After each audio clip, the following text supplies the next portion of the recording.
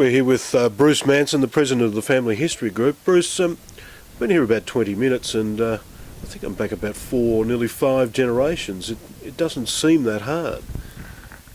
That's the easy part.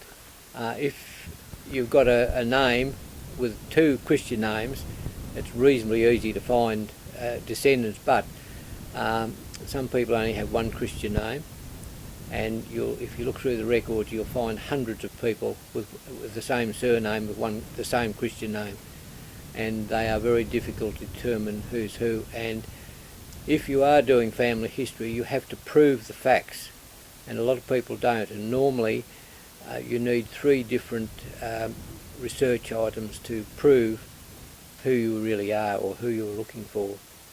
It's reasonably easy from the records to establish births, deaths and marriages and electoral rolls and other things, but how do you fill in the gaps in between, the real detail about people's lives?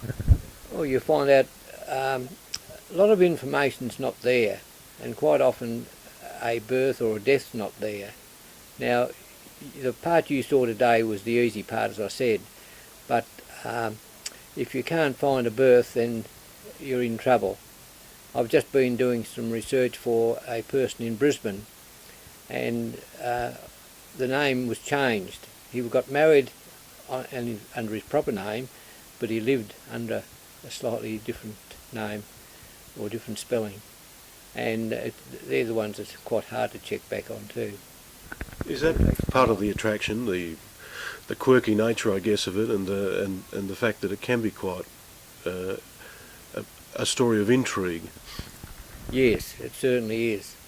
And once you go back overseas too, and a lot of people think what's happening today didn't happen 100, 200 years ago. Nothing much has changed, except we have modern technology, and it does make it very interesting when you're going back and you find out all sorts of things, what people did. Quite a lot of people had a family before they got married.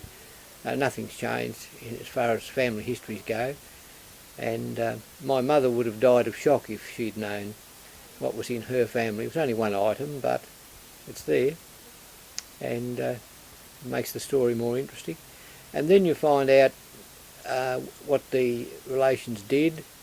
Like one of my cousins was a Nan Carrow stores, and when he sold out to Woolworths, he bought a little shop in Melbourne, greengrocer's shop, and he died at the front door. He was mobbed and died there, so he didn't die very well. And these things come up in newspaper items, talking to family, and it's amazing what you can find if you know where to find it.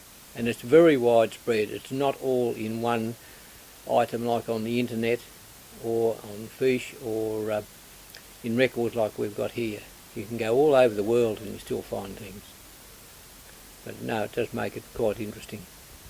And if people want to get involved and come and use the resources here, how do they go about it?